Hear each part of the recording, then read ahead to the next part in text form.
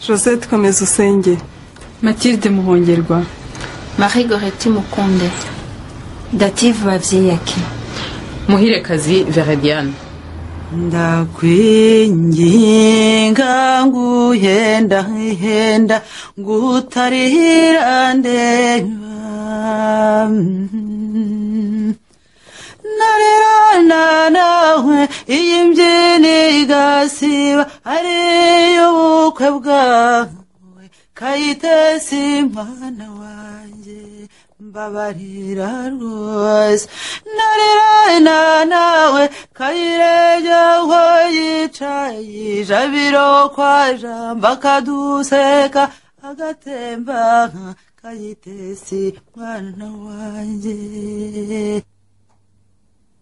Iyo bitangira kuba bibi byabanje mu Bugesera Rwanda bayonona nk'inzige bakayogoga nk'inzoka Kayihura yashatse amahoro yanga kuva mu gihugu u Rwanda barutwika rurora imisozi itemba amaraso abo Yezu yarazivanjiri bibagiwe iby'ubutumwa bafashije abatwicaga bati gutwika bifite inema. C'est un chant qui montre vraiment comment depuis 59 jusqu'à aujourd'hui que l'Église a participé dans les massacres et même les gens qui se réfugiaient dans les églises. Il y avait les prêtres qui faisaient rien, même qui les dénonçaient. Et je me souviens, ma mère, quand elle chantait cette chanson, c'est dans le moment où elle était déprimée et quand elle se rappelait des massacres de 59. Il faut voir aussi qu'il y a des prêtres tutsis qui ont été massacrés aussi dans les églises. L'Église a joué un rôle très négatif ces dernières années. C'est fortement compromise avec le gouvernement en place, ça c'est connu, mais ce qui m'a fort choqué, ce qui m'a fort fait du mal, c'est pendant les événements en plein massacre, quand l'archevêque de Kigali a pris la parole à la radio, il n'a dit aucun mot pour condamner ce qui se passait dans les églises. Il a parlé comme si c'était, je me rappelle, il prêchait l'amour comme si c'était un temps normal. Il n'a rien dit pour condamner ce qui se passait dans les églises alors qu'on tuait des gens. D'ailleurs, mes amis Jeanne et Louise ont été tués à l'église de Nyamirambo, dans notre paroisse. Ça m'a vraiment fait du mal. On était choqués. On s'attendait pas à ça. On s'attendait à autre chose de l'église.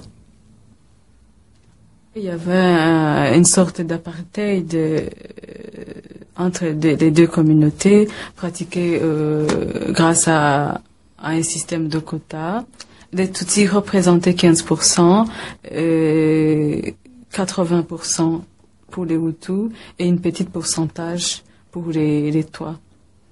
Donc, on ne pouvait pas donc passer à l'école secondaire normalement. Tu te rappelles, Goretti, quand on devait subir le recensement ethnique, c'était terrible. Ah oui, je me souviens quand l'inspecteur passait chaque année et qu'on devait demander aux enfants, quel Tutsi devait lever le doigt. On dit, on n'osait pas, on avait honte d'être Tutsi. Des fois, on faisait comme ça et quand ça arrivait, quand tu sens que tout le monde va te regarder, tu faisais comme ça et on devait recommencer. Quel Tutsi lève le doigt. C'est normal parce que les Hutus étaient fiers de très vite. Et ça se passait parfois après le cours d'histoire. On venait de nous apprendre que les Tutsis étaient des méchants, des gens qui ont exploité le peuple, qui ont fait tant de mauvaises choses. Et on avait honte quand on devait lever le doigt. Et puis, en plus, les autres enfants se moquaient de nous. On avait honte. Je me rappelle, en rentrant à la maison, j'ai demandé à ma mère s'il n'y avait pas moyen de changer. J'avais envie d'être Hutu. Donc c'était vraiment frustrant. Je suis arrivée ici en Belgique en 1989.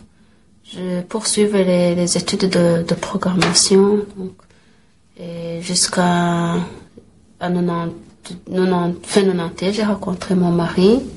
On s'est mariés en 92. Et c'était un Allemand, William Pop.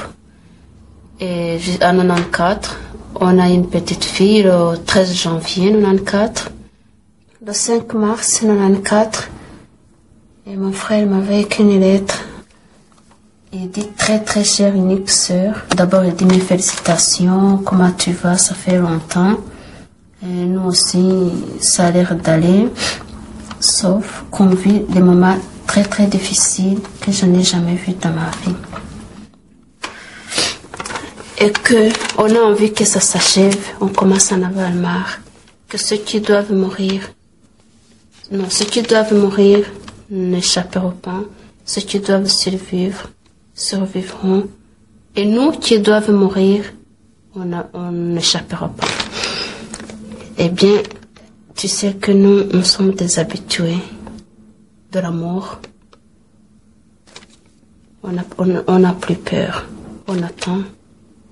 Mais il avait vraiment envie que ça s'achève parce qu'il vivait dans la peur, qu'il ne pouvait plus aller à l'école tranquillement, il ne savait plus quoi enseigner, il ne savait plus, même il n'avait plus de salaire, et tant aussi il n'osait pas se présenter, par exemple, au jour de paye. Elle commençait, elle était prête. En fait, quand je vois cette lettre, moi qui la connaissais, elle avait envie qu'elle meure, mais qu'elle ne continue à vivre comme ça. Il a même joigné une photo avec quelque chose qu'il ne faisait jamais pour expliquer vraiment qu'il savait que ça allait se passer. C'était comme il faisait son testament. Ou... En fait, quand je vois ça, il préparait sa mort. Il voyait que même s'il y aura une guerre, que ça va éclater, il était parmi ceux qui vont mourir. Alors il se dit, au moins, je dis au revoir à ma très chère unique, ma très très chère unique sœur.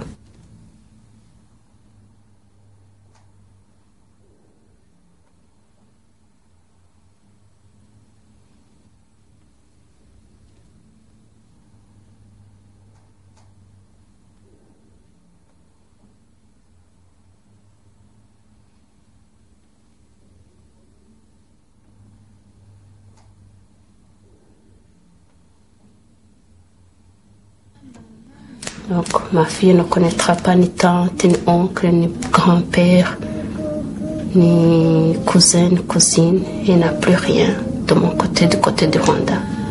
Mamie. Depuis le mois d'avril jusqu'en juillet, je crois, tous les Rwandaises, on était devant la télévision. Puis j'ai vu à la BBC qu'il y a une telle Mathilde Muhongerwa, je ne l'ai même pas reconnue. J'ai vu qu'il avait gonflé, il avait un bandeau sur la tête. C'était sous-titré Mathilde Muhongerwa, qu'il est à l'hôpital du roi Faisal au Rwanda et que c'est une des filles qui vient de subir une opération de la tête, mais que sa vie n'est plus en danger, que le Croix-Rouge va s'occuper d'elle. Je me suis dit, c'est la seule de la famille qui nous reste. Il faut absolument qu'on la voie. Alors on a commencé les démarches. Elle est arrivée au mois de novembre.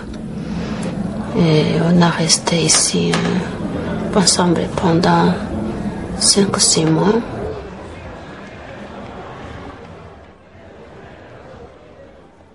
Je m'appelle Mathilde Muhongerwa. Je suis la 6e d'une famille nombreuse. On était à 4 filles et 5 garçons.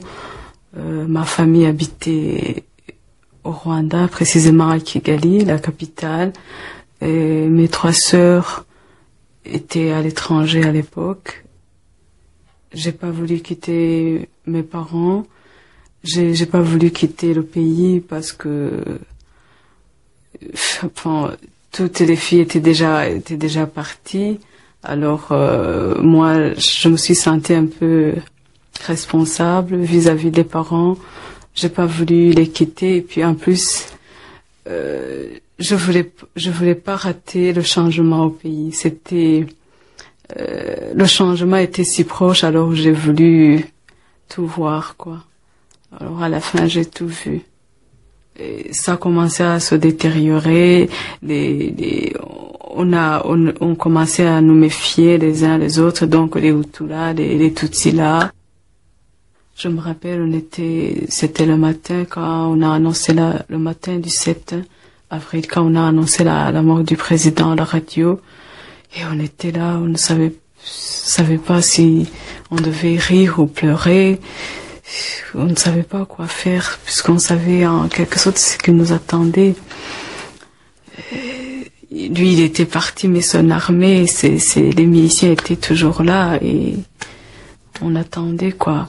Et on a su ce qui se passait, en fait, quand on a su la mort de mon frère Philippe. Alors là,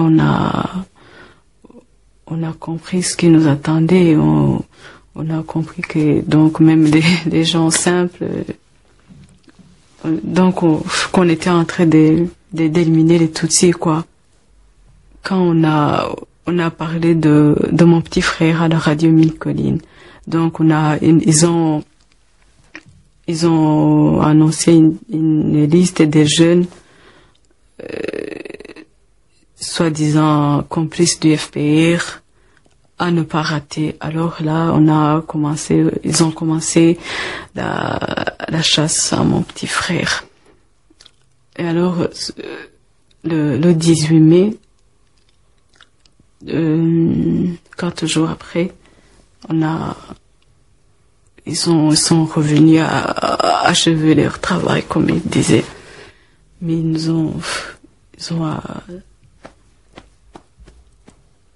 abattu froidement.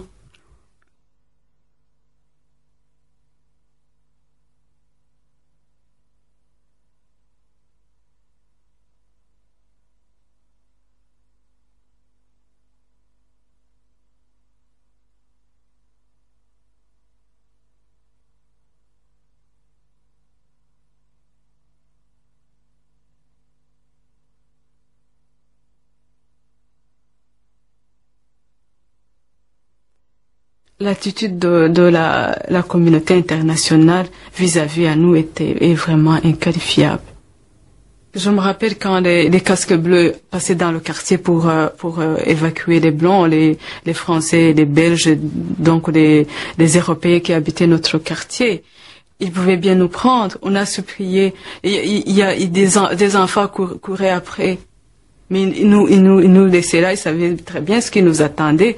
Je trouve que leur attitude vraiment inqualifiable. C'est non-assistance à une personne en danger. En tout cas, ça doit être condamné dans le tribunal. Et le ENI, ils étaient sur place. Il suffisait de donner l'ordre seulement. Je me rappelle quand on était en plein massacre, on avait parlé à la radio à New York, on était en train d'étudier le dossier, que peut-être dans 2 semaines, ils allaient voir ce qu'ils pouvaient faire. Et entre-temps, on était en train de mourir. Je me rappelle, mon petit frère s'est révolté. Il me disait, Mathilde, qu'est-ce qu'ils font ces Américains? Pourquoi ils ne réagissent pas? Ici, on voit bien mon frère Philippe, ma maman, et mon petit frère Albert. C'était devant notre maison à Kigali. J'ai rencontré Goretti, qui est devenu mon amie, dans les activités culturelles qu'on faisait ensemble. Elle me parlait de sa cousine Mathilde, qui est rescapée et qui allait rentrer en Belgique. Et voilà, c'est grâce à Goretti que j'ai revu Mathilde, que j'avais plus vue depuis 87. Je connaissais au fait Josette depuis longtemps par sa sœur Pauline, qui était une grande amie à moi. On a été ensemble à l'école à Boutaré. Elle habitait la campagne, moi j'habitais la ville, ce qui fait que je passais des vacances chez elle et j'aimais beaucoup chez elle, quoi. Je m'appelle Josette Komezo Sengue. Je suis ici en Belgique depuis mai 91. J'ai pas cessé de suivre tous les événements qui se passaient au Rwanda, d'autant plus que toute ma famille vivait là-bas. Je suis d'une grande famille qui a 12 enfants, 10 enfants de maman et de adoptives. Mon père était instituteur, il a été souvent maître principal dans beaucoup des écoles de la région. Après l'école secondaire commerciale au Burundi, j'ai continué mes études ici en Belgique, formation comptabilité. J'ai épousé Bernard, sociologue belge. Ma sœur et moi, on a pu inviter nos parents pour venir passer 9 mois ici en Belgique. Ici, c'est devant le Palais Royal. Là, il aimait beaucoup ces lieux parce que ça lui rappelait le temps du Moami, donc le roi au Rwanda. Il se posait beaucoup de questions parce qu'il me disait, bon, les Belges sont venus chez nous, ils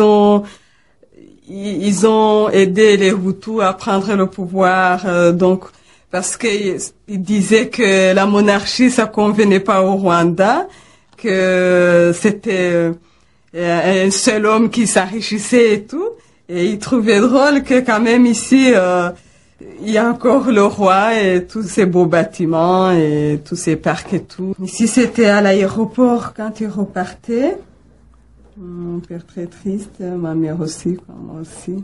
C'est la dernière fois que je les voyais. Ici, sur cette photo, c'est une des dernières photos que j'ai eues de la famille. C'était en septembre 93, l'heure du mariage de ma sœur médiatrice. Tous les membres de la famille sur cette photo ont été massacrés, à part la petite Élise, donc la fille de Pauline, en chapeau blanc.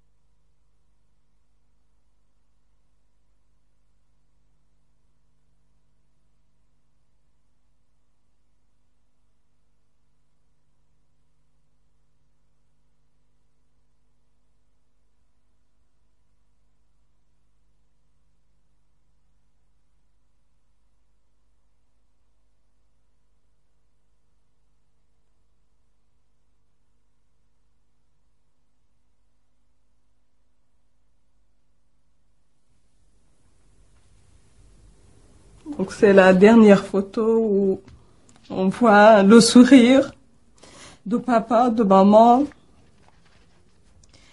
des sœurs et frères, quoi, les petits enfants.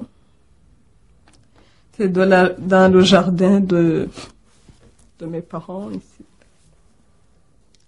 Nakunze mama ndamubura shatse abavandimwe sinababona nisunze rubanda ruranyigarika ndi hagati mu rurimi amahanga yambereye kurehe amahoro yo yaranyihishe amahirwe yambanye makehe amarira araseseka